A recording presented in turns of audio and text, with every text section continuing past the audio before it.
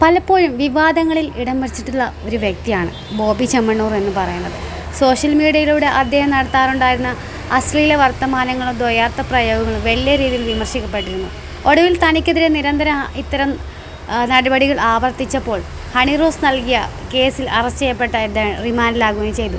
കേസിൽ ജാമ്യം നേടി പുറത്തിറങ്ങിയ ശേഷം ബോബി ചെമ്മണ്ണൂർ വീണ്ടും വാർത്തകൾ ഇടം പിടിക്കുന്നത് തൻ്റെ ജ്വല്ലറി ഗ്രൂപ്പ് കോഴിക്കോട് പുതിയ ഷോറൂം ഉദ്ഘാടനത്തിന് കുംഭമേളയിലെ വൈറൽ താരം മൊണാലിസ എന്ന മോനി ബസിലെ കൊണ്ടുവന്നതിലൂടെയാണ്. ഉദ്ഘാടനത്തിന് പിന്നാലെ മൊണാലിസയ്ക്കൊപ്പം പ്രത്യേക വാർത്താ സമ്മേളനവും ബോബി ചെമ്മണ്ണൂർ നടത്തുകയുണ്ടായി.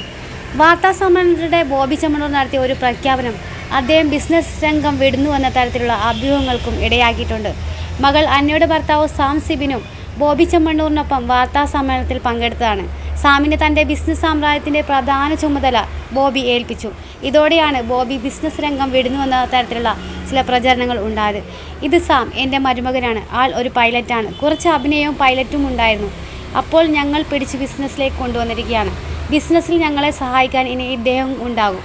അതിൻ്റെ ചാർജ് ഏറ്റെടുത്ത് കഴിഞ്ഞു. സാമിനെ പരിചയപ്പെടുത്തിക്കൊണ്ട് ബോബി ചെമ്മണ്ണൂർ ഇങ്ങനെയാണ് പറഞ്ഞത്. ക്യൂൻ അടക്കമുള്ള ചിത്രങ്ങളിലും അഭിനയിച്ച സാം ചെമ്മണ്ണൂർ ഗ്രൂപ്പിൻ്റെ ചില പരസ്യ ചിത്രങ്ങളിലും സംവിധാനം ചെയ്തിട്ടുണ്ട്. വളരെ ശക്തമായി നിലനിൽക്കുന്ന സമയമായതിനാൽ ബോബി ചെമ്മണ്ണൂർ അടുത്ത കാലത്തൊന്നും ബിസിനസ് രംഗം വിടില്ലെന്നാണ് ചിലർ അഭിപ്രായപ്പെടുന്നത്. അതേസമയം തന്നെ സാം ഏകമകളുടെ ഭർത്താവായതുകൊണ്ട് തന്നെ തലമുറ മാറ്റത്തിൻ്റെ സൂചനകളാണ് ഇതിലൂടെ പുറത്തു വരുന്നതെന്ന് മറ്റു ചിലരും ചൂണ്ടിക്കാണിക്കുന്നുണ്ട്.